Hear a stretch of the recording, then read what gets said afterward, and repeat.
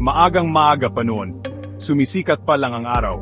Pumunta si Maria Magdalena sa libingan ni Jesus. Sobrang lungkot niya. Nakita niya si Jesus na namatay sa krus. Ngayon, gusto niyang lagyan ng pabango ang katawan nito. Pagdating ni Maria sa libingan, may nakita siyang kakaiba. Wala na ang batong nakatakip sa libingan. Bukas na ang libingan. Natakot si Maria.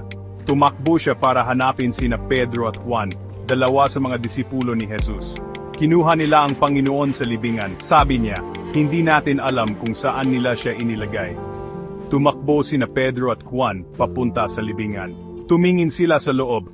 Nandoon ang mga tela na pinuluputan kay Jesus, pero wala na ang katawan ni Jesus. Napakalaki ng batong naigulong mula sa libingan ni Jesus. Maraming malalakas na lalaki ang kakailanganin para maigalaw ito. Pero isang anghel ng Panginoon ang bumaba mula sa langit at inigulong ang bato. Ang bato ay sumisimbolo sa bigat ng kasalanan at kamatayan. Ang muling pagkabuhay ni Jesus ay nangangahulugan na wala ng kapangyarihan sa atin ang kasalanan at kamatayan. Ang pagkagulong ng bato ay simbolo ng tagumpay ni Jesus laban sa kamatayan. Sa Mateo Kabanata 28, versikulo 2, sinasabi sa Biblia, at narito, nagkaroon ng malakas na lindol, sapagkat isang anghel ng Panginoon ang bumaba mula sa langit, at lumapit at iginulong ang bato, at umupo rito. Ang presensya ng anghel ay nagpapakita na may nangyaring milagro. Hindi lang basta nawawala si Jesus, siya ay nabuhay muli. Umiyak si Maria Magdalena sa labas ng libingan. Tumingin siya sa loob at nakita ang dalawang anghel. Tinanong nila siya kung bakit siya umiiyak.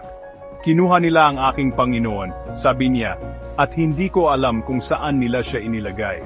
Pagkatapos ay lumingon siya at nakita si Jesus na nakatayo roon, ngunit hindi niya alam na si Jesus iyon. Sinabi ni Jesus sa kanya, "Babae, bakit ka umiiyak? Sino ang hinahanap mo?" Akala niya ang hardinero ito, at sinabi sa kanya, "Ginoo, kung ikaw ang kumuha sa kanya, sabihin mo sa akin kung saan mo siya inilagay, at kukunin ko siya." Sinabi ni Jesus sa kanya, "Maria." Lumingon siya at sinabi sa kanya sa wikang Aramaic, "Rabboni." Sinabi ni Jesus sa kanya, "Huwag mo akong hawakan, sapagkat hindi pa ako nakakaakyat sa Ama. Ngunit pumunta ka sa aking mga kapatid at sabihin mo sa kanila, ako'y aakyat sa aking Ama at inyong Ama, sa aking Diyos at inyong Diyos." Pumunta si Maria Magdalena at ibinalita sa mga disipulo, "Nakita ko ang Panginoon," at sinabi niya ang mga bagay na ito sa kanya. Kalaunan, nagpakita si Jesus sa kanyang mga disipulo sa isang nakakandadong silid. Ipinakita niya sa kanila ang mga sugat sa kanyang mga kamay at paa. Kumain siya kasama nila. Nakipag-usap siya sa kanila. Buhay na siya. Tuwang-tuwa ang mga disipulo. Labis silang nalungkot noong namatay si Jesus. Pero ngayon ay buhay na ulit siya. Ang muling pagkabuhay ni Jesus ang pinakamahalagang pangyayari sa kasaysayan. Nangangahulugan ito na ang kamatayan ay hindi ang katapusan. Dahil nabuhay si Jesus mula sa mga patay, maari tayong magkaroon ng pag-asa na mabubuhay din tayong muli. Sa Juan Kabanata 11, versikulo 25 hanggang 26, sinabi ni Jesus, "Ako ang pagkabuhay at ang buhay. Ang sinumang sumasampalataya sa akin, kahit na siya ay mamatay, gayon may mabubuhay siya, at ang bawat nabubuhay at sumasampalataya sa akin ay hindi mamamatay kailanman." Naniniwala ka ba rito? Ang muling pagkabuhay ni Jesus ay isang pangako sa lahat ng naniniwala sa Kanya. Magkakaroon tayo ng buhay na walang hanggan. Ang muling pagkabuhay ni Jesus ay nagbibigay sa atin ng pag-asa at kagalakan. Maari tayong maging masaya kahit na mahirap ang mga bagay-bagay dahil alam natin na buhay si Jesus at kasama natin siya.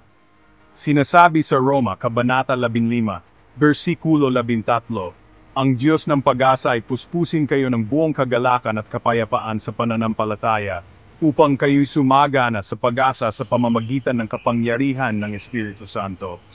Dahil kay Jesus, may pag-asa tayo para sa hinaharap.